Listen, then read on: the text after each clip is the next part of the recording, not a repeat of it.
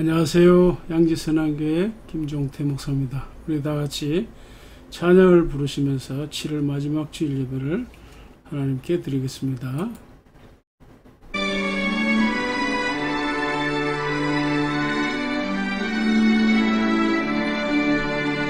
샤론의 꽃 예수 나의 마음에 거룩하고 아름답게 피소서.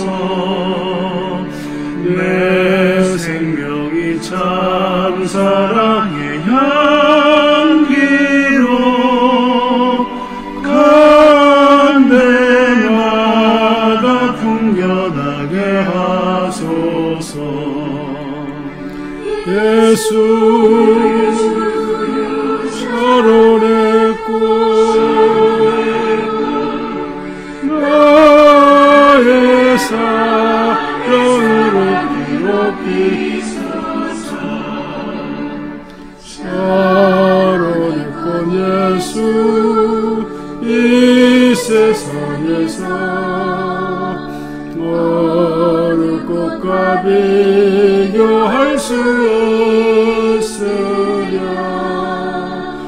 나의 삶의 한결같은 은혜와 사랑으로 가득하게 부소서.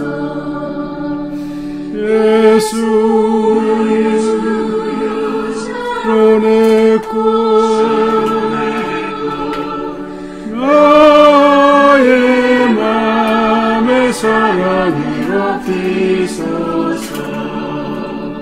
샤론의 꽃 예수 모든 질병을 한이 없는 능력으로 고치사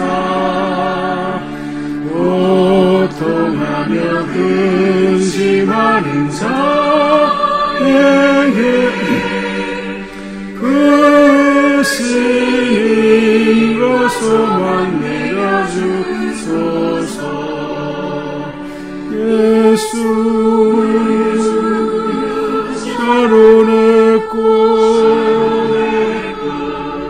나의 맘의 사랑으로 피소서. 샤론의 꽃 예수 길이 피소서. 주의 영광이 땅 위에 가득해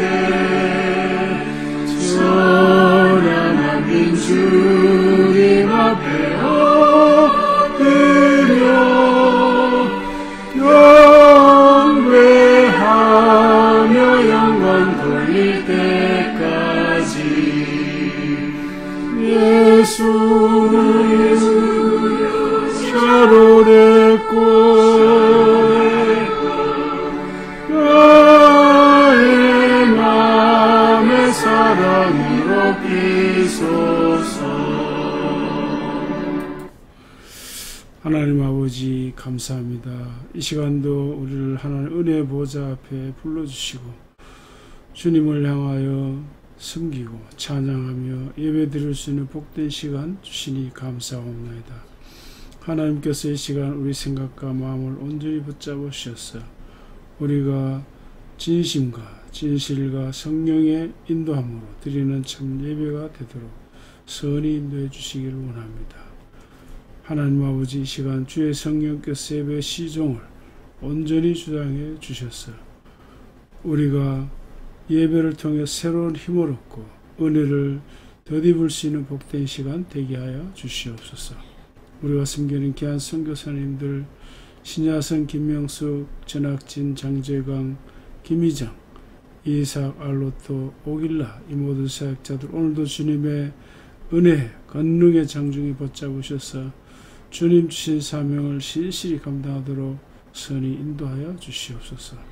우리나라와 민족도 주의 은혜 장중에 붙잡으시사 더욱더 건강한 나라로 발전해 가도록 선히 인도하여 주시옵소서. 오늘 우리 사랑하는 가족들, 교우들 어디에든지 주님 앞에 나가 예배하며 또 주일에 복된 은혜를 입을 수 있는 성도들 되게 하여 주시옵소서. 감사하며 예수님의 이름으로 기도하옵나이다. 아멘.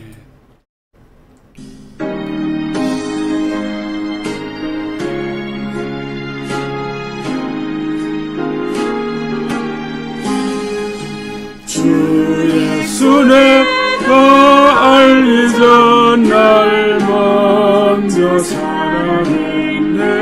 그것은 사랑 나타내 내 영혼 거듭났네. 주 내 맘에 늘 계시고 나 주의 안에 있어 이유 같으니 참 좋은 나의 친구. 내 친구 대신 예수님 날 구원하시려고 그 위한 몸을 버리사 내 죄를 애써겠네. 나 주님을 믿으며 그 손을 의지하고 내 마음을 바쳐서 끝까지 충성하리. 내 진실하신 친구여 그는 내 내면에서 항상 보호하시고 내 방패 되옵소서. 그 풍성한 참 사랑을 이는 그늘 소녀 날 구원하시. 예수는 참 좋은 나의 친구. 복 있는 사람은 악인들의 꾀를 따르지 아니하며 죄인들의 길에 서지 아니하며 오만한 자들의 자리에 앉지 아니하고 오직 여호와의 율법을 즐거워하여 그의 율법을 주야로 묵상하는도다. 그는 시냇가에 심은 나무가 철을 따라 열매를 맺으며 그 잎사귀가 마르지 아니함 같으니 그가 하는 모든 일이 다 형통하리로다. 악인들은 그렇지 아니하며 오직 바람에 나는 겨와 같도다. 그러므로 악인들은 심판을 견디지 못하며 죄인들이 의인들의 모임에 들지 못하리로다. 무릇 의인들의 길은 여호와께서 인정하시나 악인들의 길은 망하리로다. 아멘. 나는 전능하신 아버지 하나님 천지의 창조주를 믿습니다. 나는 그의 유일하신 아들 우리 주 예수 그리스도를 믿습니다. 그는 성령 잉태되어 동정녀 마리아에게서 나시고 본디오 빌라도에게 고난을 받아 십자가에 못 박혀 죽으시고 장사된 지 사흘 만에 죽은 자 가운데서 다시 살아나셨으며 하늘에 오르시어 전능하신 아버지 하나님 우편에 앉아 계시다가 거기로부터 살아있는 자와 죽은 자를 심판하러 오십니다. 나는 성령을 믿으며 거룩한 금교회와 성도의 교제와 죄를 용서받는 것과 몸의 부활과 영생을 믿습니다. 아멘. 사랑의 하나님 아버지, 긴 장마와 무더위를 잘 이겨내게 하시고 오늘 거룩한 주일 아침 이 예배에 함께 참여케 하시니 감사를 드립니다. 아멘. 이 예배를 통해 우리의 마음을 정결케 하시고 주님과 끝까지 동행하는 믿음의 삶을 허락하여 주시옵소서. 아멘. 길고 긴 코로나 기간 동안 영상 예배를 통한 믿음을 지켜주시고 대표 기도자로서 모범을 보이게 인도하여 주신 은혜 또한 감사를 드립니다. 아멘. 비록 기도의 자리가 옮겨질지라도 주님과 늘 동행하는 삶을 허락하여 주시옵소서. 이 나라와 이 민족도 주님께서 친히 안수하여 주시고 복되고 안정된 국가로 지켜 주시옵소서. 아멘. 열악한 환경과 적은 수의 성도들 가운데에서도 끝까지 주의 길을 지키시고 말씀으로 힘을 주신 우리 목사님과 또 그 곁을 묵묵히 내조해 오신 사모님께 주님께서 일평생 함께 하시어 축복의 통로로 지켜주시길 원합니다. 특별히 목사님의 건강을 지켜주시고 이제 남은 여생 가시고자 하는 길 주님께서 친히 인도하여 주시옵소서. 수많은 선교사님들도 기억하시사 그들이 필요로 하는 물질과 중보기도의 물결이 넘쳐나게 도와주시고 영적 성령 충만의 축복을 허락하여 주시옵소서. 그동안도 잘 지켜주신 은혜와 또 앞으로도 지켜주실 축복에 감사드리옵고 살아계신 우리 주 예수 그리스도의 이름으로 기도드리옵나이다. 아멘. 자, 오늘은 창세기 17장 1절 이하입니다. 화면을 보시고 같이 교독을 하겠습니다. 아브라함이 99세 때에 여호와께서 아브라함에게 나타나서 그에게 이르시되 나는 전능한 하나님이라. 너는 내 앞에서 행하여 완전하라. 내가 내 언약을 나와 너 사이에 두어 너를 크게 번성하게 하리라 하시니 아브라함이 엎드렸더니 하나님이 또 그에게 말씀하여 이르시되 보라 내 언약이 너와 함께 있으니 너는 여러 민족의 아버지가 될지라. 이제 후로는 내 이름을 아브라함이라 하지 아니하고 아브라함이라 하리니 이는 내가 너를 여러 민족의 아버지가 되게 함이니라. 내가 너를 심히 번성하게 하리니 내가 내게서 민족들이 나게 하며 왕들이 내게로부터 나오리라. 내가 내 언약을 나와 너 및 내 대대 후손 사이에 세워서 영원한 언약을 삼고 너와 내 후손의 하나님이 되리라. 내가 너와 내 후손에게 내가 거류하는 이 땅 곧 가나안 온 땅을 영원한 기업이 되게 하고 나는 그들의 하나님이 되리라. 하나님이 또 아브라함에게 이르시되 그런즉 너는 내 언약을 지키고 내 후손도 대대로 지키라. 너희 중 남자는 다 할례를 받으라. 이것이 나와 너희와 너희 후손 사이에 지킬 내 언약이니라. 너희는 법피를 배워라. 이것이 나와 너희 사이의 언약의 표징이니라. 다같이요 너희의 대대로 모든 남자는 집에서 난 자나 또는 너희 자손이 아니라 이방 사람에게서 돈으로 산 자를 막론하고 난지 8일 만에 할례를 받을 것이라. 아멘. 자, 오늘 말씀 제목을 같이 한번 읽겠습니다. 아브라함의 여정, 믿음 생활의 근거가 무엇일까? 네. 아브라함의 인생 여정, 그의 삶의 여정에서 지속적으로 반복적으로 이슈화된 것이 있다면 무엇일까요? 그것은 저는 이제 믿음이라 이렇게 생각합니다. 믿음. 자, 하나님은 이 아브라함과의 관계에서 지속적으로 그의 믿음을 확인하고 성장시켜 나가시는데요. 아브라함의 믿음 성장의 흐름을 이제 개괄적으로 확인해 보면 이렇습니다. 창세기 12장에서 하나님은 이제 아브라함을 보고 고향을 떠나서 내가 지시할 땅으로 가라 그러시죠. 이제 이게 아브라함의 믿음 생활의 시작이었죠. 자, 이렇게 이제 아브라함은 하나님의 부르심에 따라서 가나안 땅에 들어와 사는데 이때가 나이 75세였죠. 그리고 이제 12장 후반부에 가면 가나안 땅에 이제 기근이 생겨서 아브라함이 이제 애국으로 피난을 가죠. 바로 이 사건이 아브라함 믿음의 첫 번째 시험대로서 실패했다 이렇게 말할 수 있습니다. 다시 말씀드리면 가나안에 기근이 왔어도 거기 그대로 눌러 살았어야 했죠. 그러나 아브라함은 가나안을 떠나서 애굽으로 갔습니다. 애굽으로 가서 좋지 않은 일들이 있었죠. 자, 그 다음 13장에 애굽에서의 경험 이후에 조카와 이 목축지 문제로 종들이 다투죠. 그리고 다툼이 아브라함과 조카 롯에게까지 번지면서 두 사람이 결국 헤어지잖아요.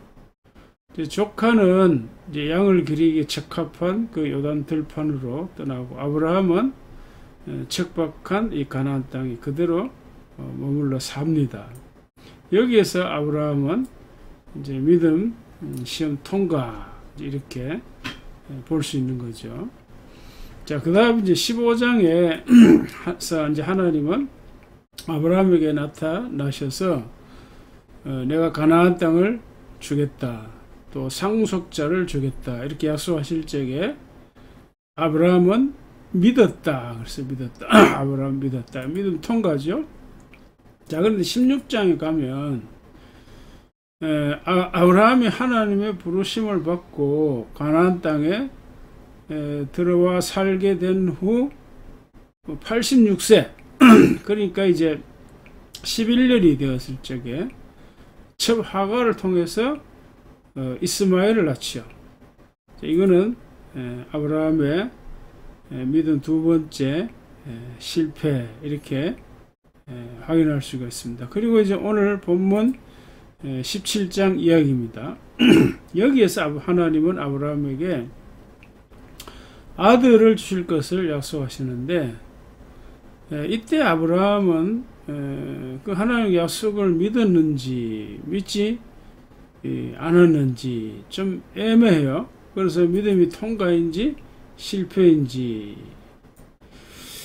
자, 그런 이제 좀 애매한 상황으로 비춰지는데 이제 이 부분에 대해서는 이제 다음 주에 설교할 것입니다. 그리고 이제 18장에서 다시 한번 아들을 주실 것을 약속하시고 20장에서 또 한 번 이제 아내를 뺏길 뻔한 위기를 겪습니다. 그리고 21장에서 드디어 약속된 아들 이삭이 태어나죠. 근데 이제 22장에 가면 주신 아들을 도로 달라 그러죠. 하나님께 바치라, 번제물로 바치라 그럽니다. 정말 아이러니한 명령이 아닐 수가 없습니다. 속된 말로 줬다가 다시 뺏는 그런 격인데, 이것도 다음에 다룰 아주 중요한 이제 메시지입니다. 자, 그러니까 나이 75세에 이제 믿음 생활을 시작해서 그 믿음 생활의 실패와 성공을 반복하죠.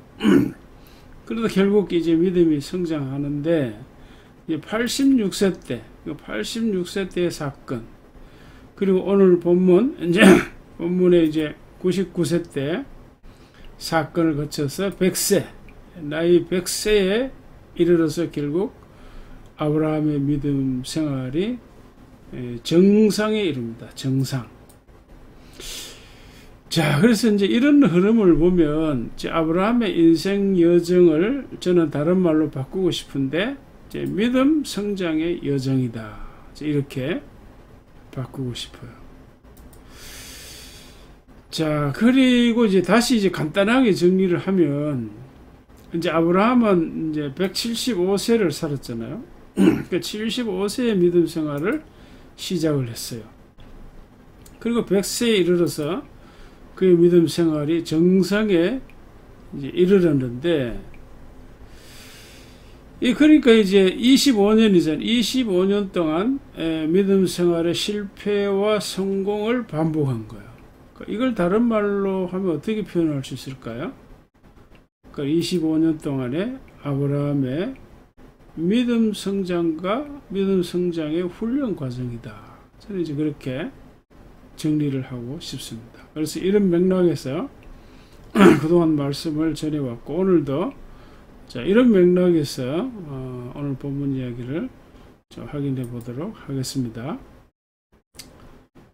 자, 오늘 이제 아브라함 인생 여정에서 특히 이제 그 믿음 생활의 근거가 뭘까? 근거, 기반, 기초, 뭘까? 이걸 좀 확인하려고 하는데 뭘까요? 아브라함의 믿음 생활의 근거. 뭐니 해도 첫째는 계시입니다. 계시. 계시라고 하는 거는 이제 자신을 드러내는 거죠. 하나님께서 자기 자신을 아브라함에게 드러내셨다, 이런 뜻입니다. 그 전에는 하나님이 아브라함에게 숨겨져 있었죠. 일방적으로 하나님은 자신을 아브라함에게 나타내신 겁니다. 그러니까 갈대아 우르죠, 고향. 그러니까 메소포타미아 지역, 그 고대 그 문명의 발상지죠. 거기는 우상 숭배로 가득 찬 도시였습니다. 다른 사람은 아무도 하나님을 몰라요. 하나님 만나주지 않아요. 그러니까 하나님은 아브라함에게 자신을 나타내셔서 아브라함이 하나님 만나고 하나님을 경험하고 거기에서 믿음이 생긴 거죠. 다시 말해서 믿음 생활이 시작이 된 겁니다. 자, 그리고 이제 두 번째는 이제 말씀이죠, 말씀. 그러니까 하나님께서 자신을 아브라함에게 드러내시면서 아무 말씀이 없었다. 그럼 그 계시가 무슨 의미가 있을까요? 그래서 하나님이 번쩍하고 나타났다. 근데 나중에 돌이켜 생각하면 그 사건이 뭘까? 뭐 환상일까? 무슨 헛개비를 봤나? 뭔가 이렇게 희미하게 될 거예요. 그러나 하나님께서 아브라함이 나타나셔서 너는 본토 친척 아비 집을 떠나서 내가 지시할 땅으로 가라. 이렇게 분명하게 이제 말씀을 주셨어요. 지시를 하셨어요. 그래서 계시는 이제 의미가 있는 겁니다. 그래서 이제 계시와 이 말씀은 이제 분리할 수가 없습니다. 왜 그럴까요? 이제 요한복음 우리가 1장에서 보더라도 태초에 말씀이 계시니라 이 말씀이 곧 하나님이다 이런 말씀 있잖아요. 이제 하나님은 말씀으로 존재하신 거 말씀으로. 자, 그래서 하나님은 이렇게 자신을 계시하시지만 우리 사람처럼 몸체 물질이 없기 때문에 사람처럼 이제 나타날 수는 없죠.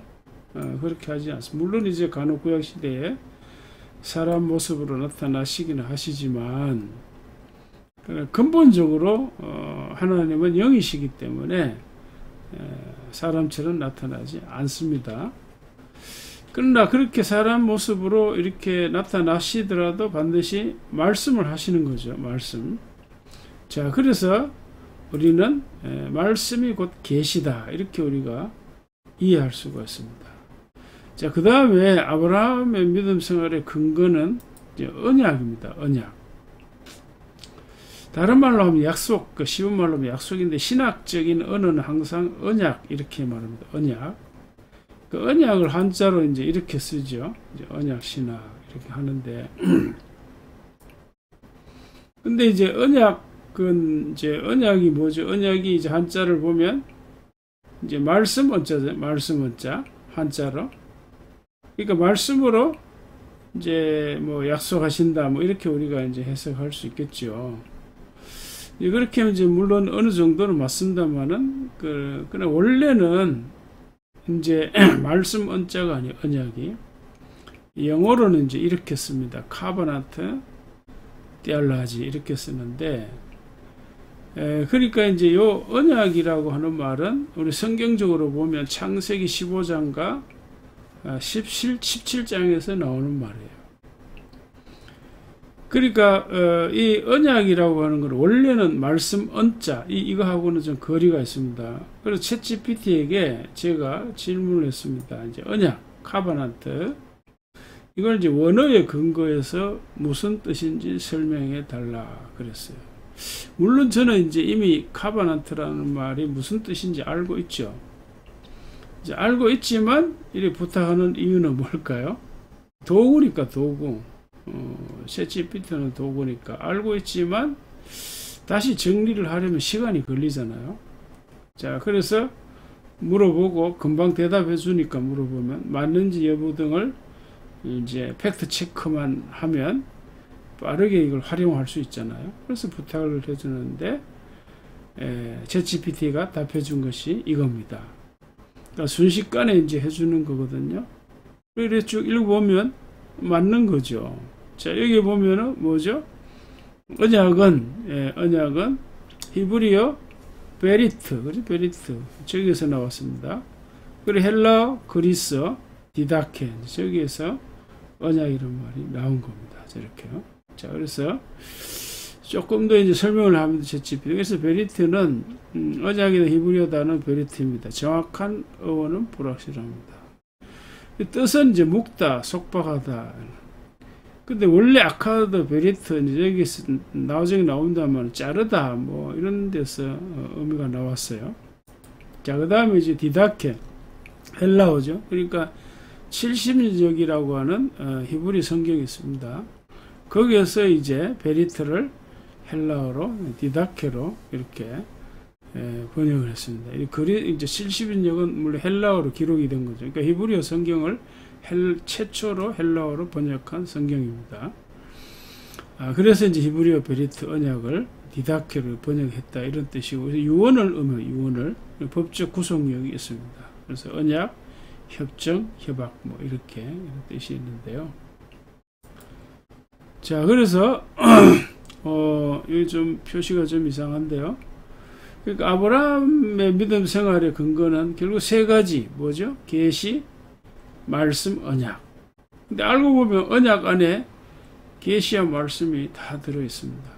그래서 정리를 하면 아브라함의 믿음 생활의 근거는 한마디로 하면 이제 언약입니다. 언약. 자, 그래서 오늘 메시지 결론을 이제 이렇게 확인을 했습니다. 그러면 오늘 오늘 본문과 창세기 12장 이후 전체 흐름이 과연 이런 맥락으로 말할 수 있는가, 그래서 확인할 수가 있습니다. 먼저 이제 오늘 본문의 이야기를 간단히 이제 정리하면 이렇습니다. 하나님 이제 아브라함을 보고 내가 나와 너 사이에 언약을 세워서 너를 크게 번성하게 하리라, 이렇게 약속을 하죠. 이 말씀을 들은 아브라함은 하나님 앞에 바짝 엎드립니다. 자, 그리고 말씀하십니다. 보라, 내 언약이 너와 함께 있고 너는 여러 민족의 아버지가 될 거다. 아버지. 그러니까 열국의 아비라는 말, 열국의 아비. 그러니까 이때 아브람이라는 이름이 아브라함으로 바뀌죠. 예. 자, 그리고 지금 아브라함이 거주하고 있는 이 땅을 너와 내 후손에게 주어서 영원한 기업이 되게 하겠다, 이렇게 약속하시고, 그리고 나는 너희들의 하나님이 되겠다. 그리고 마지막으로 할례를 받으라. 할례를 받으라. 이것이 내가 지킬 언약이다, 그러죠. 그래서 아브라함은 자신을 비롯해서 집안 모든 식구들, 그리고 심지어 종들까지 전부 다 할례를 받게 하죠. 자, 그런데 이 언약 의식을 사실은 이제 할례 말고 제대로 된 언약 의식은 이 창세기 15장에 이미 나와 있습니다. 그래서 언약은 이제 말로 하는 것이라고 할 수 있지만, 그러나 원어를 보면 언약 한자, 아까 말씀 원자 봤죠. 말씀으로 하는 약속이다, 이렇게 할 수 있지만, 그러나 원어를 보면 말만이 아닌 행위가 있습니다. 다시 말하면 언약 의식이 있다는 거죠. 그래서 히브리어 단어가 이 베리트라고 하는 단어가 있는데, 고대 근동의 계약을 이제 생각나게 하는 이제 그런 단어입니다. 그러니까 하나님의 언약을 생각나게 하는 거죠. 이제 이 베리트라는 이 단어가.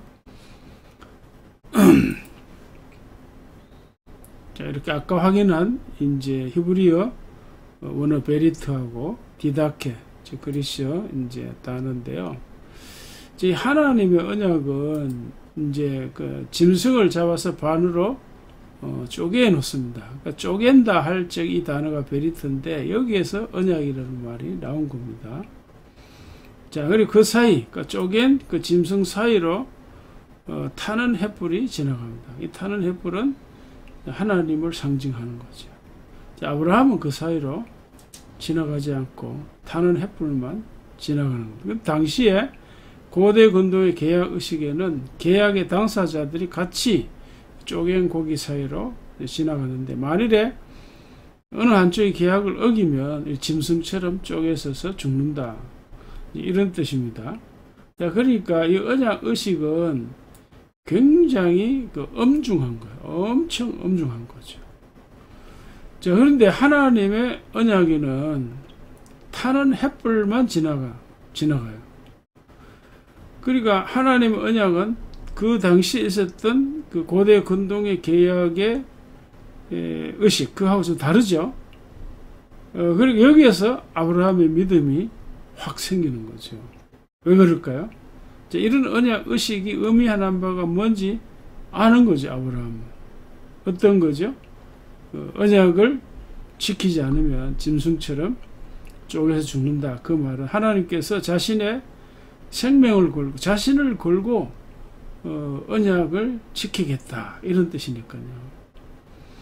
그러니까 아브라함은 이런 하나님의 언약 행위 이런 걸 보고 자신 안에 믿음이 분명히 생기는 것을 경험했을 것입니다. 그래서 언약과 언약의식 이것이 아브라함 믿음의 확실한 바탕 근거가 된 것입니다. 자, 그런데 하나님을 상징한 타는 횃불이 쪼갠 짐승 사이로 지나가면서 언약을 맺은 의미, 그 의미가 뭘까요? 다시 한번 확인하면 하나님은 자신을 건다는 거죠. 자신. 구체적으로 말하면 자신의 생명을 건다. 그러니까 자신을 걸어서 아브라함에게 가나안 땅을 반드시 기업으로 주겠다. 후손을 반드시 번성하게 하겠다. 그래서 큰 나라를 세우겠다는 큰 나라. 이게 이제 언약의 내용이죠. 이렇게 약속한 하나님의 언약. 이거는 구약시대에 이스라엘로 성취된 거죠. 이스라엘로. 원래는 이제 큰 나라이기 때문에 이스라엘은 사실 작은 나라잖아요. 물론 처음 시작한 것에 비하면 이제 큰 나라지만은. 그래서 결국은 이제 이 큰 나라는 신약시대에 예수님의 초림으로 이 땅에 도래한 하나님의 나라입니다. 하나님 나라. 더 큰 나라는 예수님 이제 재림으로 완성될 완성적인 하나님 나라. 그걸 의미하는 거. 자, 이렇게 이제 하나님의 언약, 그 당시에 있었던 고대 근동의 이 계약 의식과 아주 다른 특징이 이렇게 있는 거죠. 그래서 제가 다시 한번 챗GPT에게 두 언약의 차이, 이 특징, 어떤 차이의 특징이 있는가 질문을 해봤습니다. 그래서 이렇게 답변을 했는데, 이 답변을 한 걸 그대로 복사해 왔어요. 하나도 고치지 않고 그대로 복사해 왔는데요. 자, 이렇습니다. 여기 첫째 이제 발의자, 그 언약, 그걸 누가 발의하느냐, 그러니까 이건 누가 주도하느냐, 이제 이런 거하고 똑같죠, 그죠? 그래서 하나님의 언약은 반드시 하나님이 주도적으로 언약을 시작하는 거죠. 그러나 이제 고대 근동 사회에 있어서는 어때? 양측이 서로 협의해서 이제 계약하자, 뭐 이렇게 상호적인 것이 되는 거죠. 그래서 이 성경에서 말하는 하나님의 언약은 하나님께서 일방적으로 주권적으로 행해지는 이제 언약입니다. 우리가 봐도 그렇죠. 창세기 성경을 보고. 그 다음에 조건인데, 이 조건은 이제 하나님의 언약은 하나님의 신실하심, 선하심에 의해서 이루어지는 거예요. 그럼 물론 이제 이 고대 근동 양쪽에도 신실함이 있어야 되지만은요. 자, 그래서 이런 이제 조건이 특징이 있는 거고요.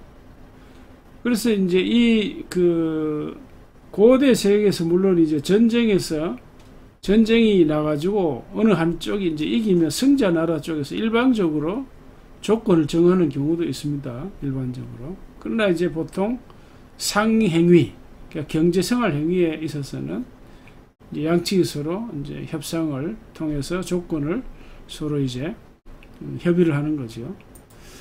자, 그 다음에 일관성, 이제 일관성에 있어서 하나님의 언약은 이제 변하지 않습니다. 한번 실행하면 영원한 거예요. 영원한 거예요. 이제 아브라함 언약도 영원한 거예요. 자, 그러나 인간의 계약은 시간이나 상황의 조건에 따라서 변할 수 있는 겁니다. 수정될 수가 있는 것입니다. 마지막으로 언약의 결과는 좀 두 개가 유사합니다. 자, 무슨 말이고 상호 지켜야 할 의무와 책임이 있다 이런 거죠. 기본적으로 이건 언약이나 고대 근동 계약 기본적으로 좀 유사합니다. 자, 그러니까 다시 말하면 아브라함은 하나님과 언약을 맺은 언약 백성으로 지켜야 할 의무가 있죠. 이제 율법을 행할 의무가 있고 하나님 앞에 신실해야 될 의무가 있는데 그거는 이제 일반 계약에서도 마찬가지죠. 그죠? 계약을 조건들을 지켜야 되니까.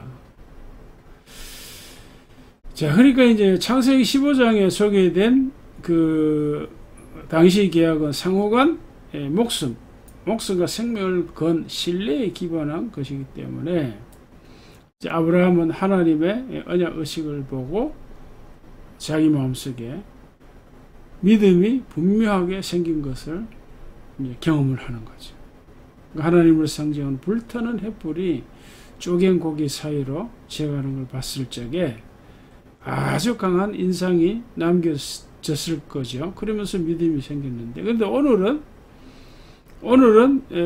이 17장이죠. 여기에서는 뭐죠? 할례죠. 할례이기 때문에 할례도 이제 언약 이제 의식이잖아. 언약 의식인데 그 할례를 행할 적에는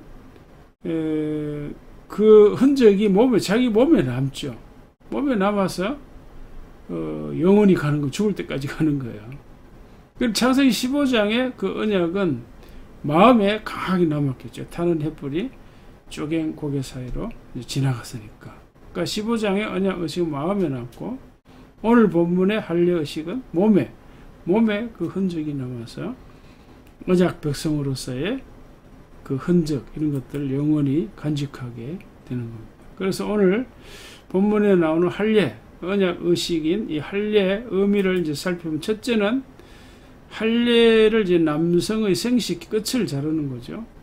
이거는 인체에 있어서 중심이잖아요. 중심이고, 자녀 출산을 상징하면서 동시에 하나님께서 너의 후손을 하늘의 별처럼 많게 하겠다, 이런 거 생각나게 하는 거죠. 이런 것들. 그리고 후손의 번성이죠. 그러죠.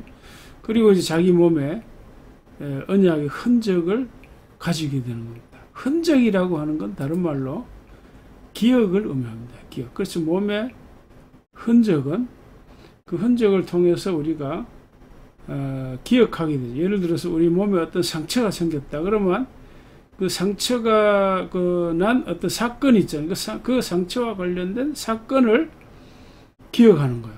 그 상처를 볼 때마다 사건을 기억하잖아요. 우리가 누구나 다 그렇죠.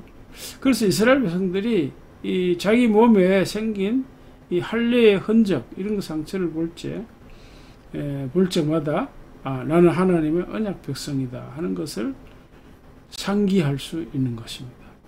하나님의 약속을 기억할 수 있는 거죠. 동시에 이거는 언약에 기반한 믿음, 믿음이 생각날게요. 믿음요. 자, 그래서 이런 걸 전부 다 우리가 종합해 볼 적에 믿음의 기반, 믿음의 기초라고 하는 것은 언약이다라는 것이 아주 분명해지는 것을 확인할 수가 있습니다. 자, 오늘 말씀을 마무리하겠습니다. 이제 이 아브라함의 믿음 생활의 근거가 무엇일까? 한마디로 말하면 이제 언약이다. 계시와 말씀인데, 언약과 언약 의식 속에 계시와 말씀이 다 들어있으니까요. 자, 오늘날 우리에게는 이게 뭘까요? 믿음 생활의 근거, 새 언약이죠. 새 언약, 예수 그리스도의 죽음과 부활입니다. 그걸 우리가 예수의 죽음과 부활이 우리에게, 나에게 어떤 의미가 있는 걸 깨닫고 세례를 받죠. 세례. 자, 그래서 이것이 중요한 것은 뭘까요? 그래서 이제 믿음의 기초랄까, 믿음의 근거는 내 안에 있는 것이 아니다. 내 안에서 발생하는 것이 아니라 하나님 안에 있다. 그 말은 하나님의 언약 안에 우리의 믿음의 뿌리가 있다 하는 것을 우리가 오늘 확인을 했습니다. 자, 그래서 오늘날 우리 인생의 여정도 영적으로는 아브라함과 동일하다, 그렇게 생각할 수가 있겠죠. 말하자면 아브라함이 하나님의 주권적인 인도하심에 따라 아브라함의 인생이 이제 펼쳐진 걸 확인할 수 있죠.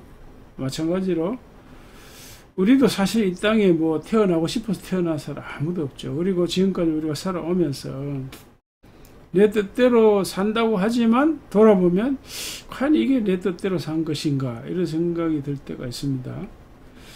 자, 그래서 이제 우리가 동일하게 이제 우리의 믿음 생활도 예수의 죽음과 부활, 이 사건을 우리가 의미를 깨닫고 우리가 믿고 세례를 받으면서 이제 믿음 생활이 시작이 되는 거죠. 본격적으로 시작. 그 다음에 우리도 이제 아브라함처럼 결국 이제 믿음 생활의 실패, 성공을 반복하는 거죠. 삶의 현장에서. 그러다 결국은 우리도 아브라함처럼 믿음 생활의 정상 궤도로 올라갈 것입니다. 그래서 성경이 우리에게 하는 말은 오직 의인은 믿음으로 살리라. 이런 선언. 그래서 이 말은 믿음 생활을 실패할 때도 우리가 이 말씀을 기억할 수 있어야 되고, 믿음 생활을 성공했을 적에도 역시 오직 의인은 믿음으로 살리라. 이 말씀을 기억할 수 있어야 할 것입니다. 그래서 우리 각자가 살아가는 삶의 의미가 다양하게 우리가 생각할 수가 있겠지만, 그러나 우리가 신앙생활에 있어서 영적 의미에 있어서는 동일하게 믿음 생활의 성장, 이걸 지향하는 것이라 생각할 수 있을 것입니다. 믿음 생활의 정상을 향해서 계속 전진해 나가시기를 주의 이름으로 축복합니다. 아멘. 하나님 아버지 감사합니다. 오늘도 우리가 아브라함의 삶의 여정을 통해 믿음 생활의 기반이 무엇인지, 기초가 무엇인지, 뿌리가 무엇인지 확인해 보았습니다. 그것은 하나님께서 주권적으로 일방적으로 수행하시는 우리에게 주신 은혜로 부어주신 하나님의 언약인 줄로 믿습니다. 하나님의 신실한 언약, 능력 있는 이 언약이 아니면 우리는 믿음을 가질 수 없음을 믿습니다. 하나님의 신실한 약속을 오늘도 온전히 붙잡고 믿음 생활의 경주를 힘있게 해나가는 저희들 되게 하여 주시옵소서. 때로는 우리가 믿음의 발걸음에서 넘어지고 실수하고 자빠질지라도 그럼에도 불구하고 우리는 믿음으로 살아야 한다는 생각을 하게 하였어. 믿음 생활의 정상으로 나갈 수 있는 저희들 되게 하여 주시옵소서. 감사합니다. 예수님의 이름으로 기도하옵나이다. 아멘. 주께 드리네, 주께 드리네, 사랑하는 구주 앞에 모두 드리네. 하나님 아버지, 오늘도 귀한 예물을 주님께 드립니다. 우리 사랑하는 성도들 한 달 동안 혹은 일주일간 열심히 땀 흘려 일하면서 얻은 귀한 열매, 우리가 기쁨과 감사함으로 드립니다. 사랑하는 성도들의 손길을 축복하여 주시되 건강의 복을 주시옵소서. 인간관계에 화목한 복을 허락해 주시고 또 가족 간의 화평의 은혜를 허락하여 주시옵소서. 우리 자녀들이 어릴 적부터 믿음 안에서 잘 성장하면서 지혜롭게 성장하는 은혜도 허락하시고 우리 성도들이 하시는 사업과 직장생활을 축복하셔서 날로 번창하도록 도와주시고 인간관계도 원만해지도록 하나님의 선이 인도하여 주시옵소서. 우리가 언제나 연약하고 부족하고 실패하고 넘어집니다. 그때마다 우리를 붙잡으시고 일으켜 주셔서 믿음 생활의 정상을 향해서 나갈 수 있는 저희들 되게 하여 주시옵소서. 감사하며 예수님의 이름으로 기도하옵나이다. 아멘. 하늘 예신 아버지 이름 거룩하사 주님 나라 임하시고 뜻이 이루어지리라.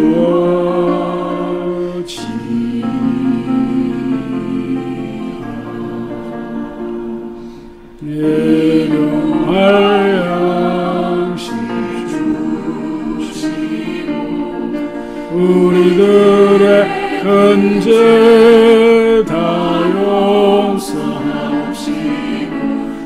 시험에 들게 마시고 땅에서 구원하소서.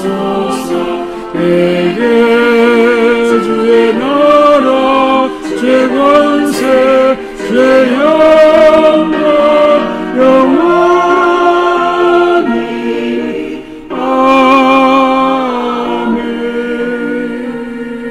아멘.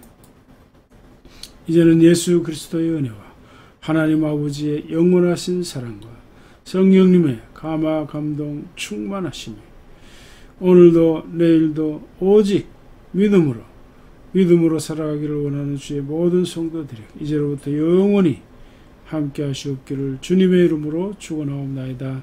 아멘.